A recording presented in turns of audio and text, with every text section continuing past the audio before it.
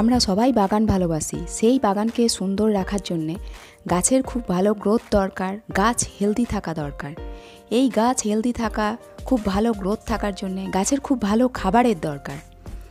আজকে আমরা দেখে নেব একটা খুব ভালো খাবার, যেখানে গাছের প্রয়োজনীয় যে সমস্ত পুষ্টি উপাদান সেগুলো তো থাকেই, যেমন নাইট্রোজেন, ফসফরাস, পটাশিয়াম। এছাড়া বিভিন্ন যে অতি প্রয়োজনীয় মৌল, যেমন ক্যালসিয়াম, সালফার, পটাশিয়াম, ম্যাগনেসিয়াম, এই সমস্ত জিনিসও ওর মধ্যে বর্তমান থাকে। নমস্কার বন্ধুরা, আমি নূপুর হ্যাপি গার্ডেনে আপনাদের সবাইকে স্বাগত জানিয়ে ভিডিও শুরু করছি। চলুন দেখে নিই কী সেই খাবার।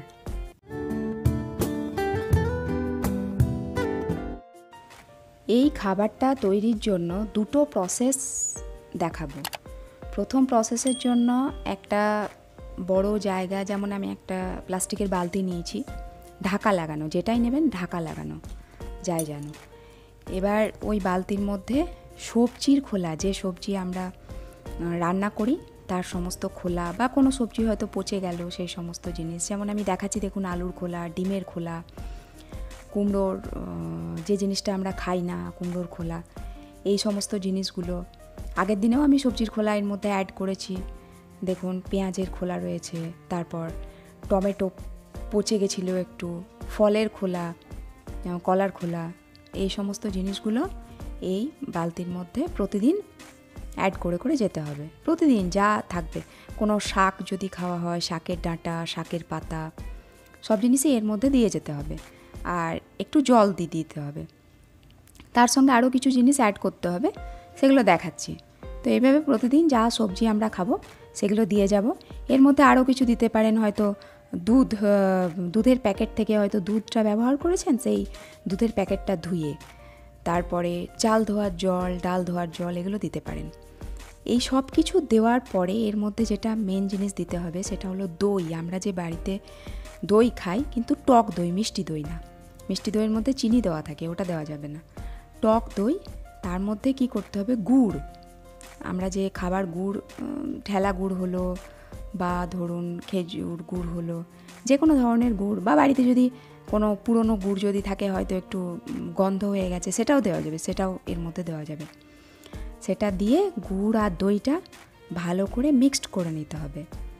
ভালো করে গুড় আর দই ভালো করে মিক্সড করে নিয়ে এটা ওর মধ্যে দিতে হবে। দেখুন এখানে গুড় আর দই কেন দিচ্ছি, দইয়ের মধ্যে ল্যাক্টোব্যাসিলাস ব্যাকটেরিয়া থাকে, যে ব্যাকটেরিয়াগুলো ওর মধ্যে আরও ব্যাকটেরিয়া ফর্ম করতে সাহায্য করবে। গুড়ের মধ্যে ফসফরাস থাকে, কিছুটা ক্যালসিয়াম থাকে, দইয়েও ক্যালসিয়াম থাকে। বলেছিলাম না যে এই তরল সারটার মধ্যে অনেক কিছু বিশেষ পুষ্টিমৌল পাওয়া যাবে। তো দেখুন গুড় আর দইয়ের মধ্যে এই জিনিসগুলো আমরা এক্সট্রা পেয়ে গেলাম। প্লাস দই হচ্ছে বিভিন্ন ভালো ব্যাকটেরিয়ার সোর্স। এবার এটাকে দিয়ে দিলাম, দিয়ে পরে এটাকে বাটিটা ধুয়েই দিয়ে দেবেন, যে গুড় বা দই লেগে আছে সেগুলো সব, কেননা আমাদেরকে জল তো দিতেই হবে, ওটা ধুয়েই জলটা দিয়ে দিলাম। এরপর এর মধ্যে আরও কিছুটা জল দিয়ে দিলেন, দিয়ে এটাকে ঢেকে রেখে দিতে হবে। এবার এর মধ্যে আমরা যে বিভিন্ন সবজি বা ফলের খোলা দিচ্ছি, যেমন আমি কলার খোলা দিয়েছি, কলার খোলায় প্রচুর পরিমাণে পটাশিয়াম থাকে। পেঁয়াজের খোলা দিচ্ছি, পেঁয়াজের খোলায় সালফার থাকে। ডিমের খোলায় ক্যালসিয়াম। কুমড়োর মধ্যে ম্যাগনেসিয়াম প্লাস ভিটামিন এ। গাজর, এইসব জিনিস যদি দিই ওতেও ভিটামিন এ থাকে। টমেটো দিচ্ছি, ভিটামিন এ, আরও অনেক কিছু আপনার ওর মধ্যে বিভিন্ন পুষ্টিমৌলও থাকে। তো এইভাবে সব জিনিস এর মধ্যে পাওয়া যাবে। এটা কি করতে হবে, প্রত্যেক দিন দুবার করে ঢাকাটা খুলে ভালো করে ঘাঁটিয়ে দিতে হবে, কারণ ওর মধ্যে যে ব্যাকটেরিয়াগুলো গ্রো করছে তাদের বেঁচে থাকার জন্য অক্সিজেন দরকার। তো এই অক্সিজেনটা যেহেতু ঢাকা থাকে, এর মধ্যে যে অক্সিজেন আছে সেটা শেষ হয়ে যাবে, ব্যাকটেরিয়াগুলো কনজিউম করে নেবে। তো এই কাজটা আমাদেরকে একটু করতে হবে, প্রতিদিন একবার করে ঘাঁটিয়ে দিতে হবে। এরপর এটাকে আমরা 5 দিন 6 দিন পর পর দিনে দুবার করে ঘাঁটিয়ে ঢাকা লাগিয়ে রেখে দেব। প্রতিদিন যেমন সবজির খোলা দিচ্ছি দেবো, 2 দিন পর পর একটু করে দই দিয়ে দেবো। এরপর 5-6 দিন পরে কি করব দেখুন, এটাকে এটা কিন্তু গন্ধ উঠবে। যদি আপনারা গন্ধটা না নিতে পারেন, মুখে মাস্ক পরে নেবেন, এটা কিন্তু একটু খুব খারাপই গন্ধ উঠবে। তো ওটাকে আমি মেজারমেন্টটা ঠিক করার জন্য 2 মগ ছেঁকে নিলাম। ওই সবজির খোলাগুলোকে ছেঁকে নেবেন। ছেঁকে নেওয়ার পর যতটা পরিমাণ আমি ছেঁকে ওই লিকুইডটা নিলাম তার ডবল জল নেবো। মানে আমি 2 মগ লিকুইডটা নিলাম, 4 মগ এতে পরিষ্কার জল দেব। ট্যাপের জল, কুয়োর জল, যা জলই আপনারা গাছে দেন সেই জল দেবেন। তো ডাবল পরিমাণ আমরা এই জলটা অ্যাড করে নিলাম। দিয়ে এটা জল অ্যাড করে নেবো, কারণ রটা ব্যবহার করা যাবে না। ব্যবহার করলে অনেক গাছ হয়তো জ্বলে যেতে পারে পাতা। এরপর আমরা এই লিকুইডটাকে সব গাছে দেব। পাতা গাছ, ফুল গাছ, ফলের গাছ। এর আগের দিনে যে কম্পোস্টটা দেখিয়েছিলাম সর্ষের খোল পচা, ওটাও সব গাছে দেওয়া যায়, কিন্তু কিছু কিছু গাছে দেওয়া যায় না, যেমন জারবেরা গাছ, কিছু কিছু ইনডোর গাছ। কিন্তু এই সারটা সব গাছে দেওয়া যাবে, কোনো গাছ নেই যে গাছে দেওয়া যাবে না এই সারটা।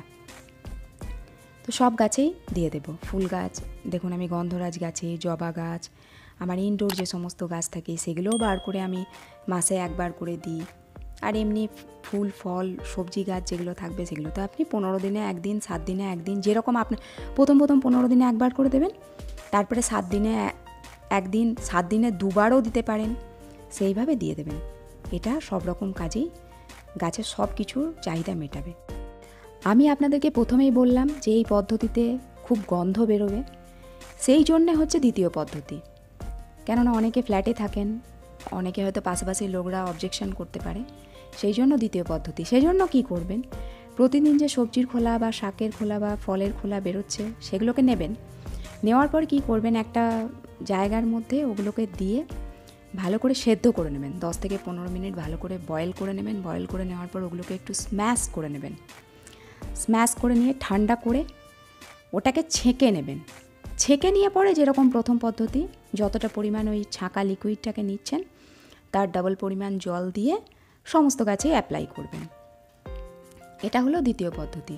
কিন্তু আপনাদের বলবো প্রথম পদ্ধতিটাই ফার্স্ট প্রায়োরিটি দেবেন, কেননা ওটাকে আমরা ডিকম্পোজ করে ইউজ করছি। এটা সবসময় মনে রাখবেন, ডিকম্পোজ করে যে জিনিসকে আমরা ইউজ করব সেটা গাছ খুব তাড়াতাড়ি নিতে পারবে।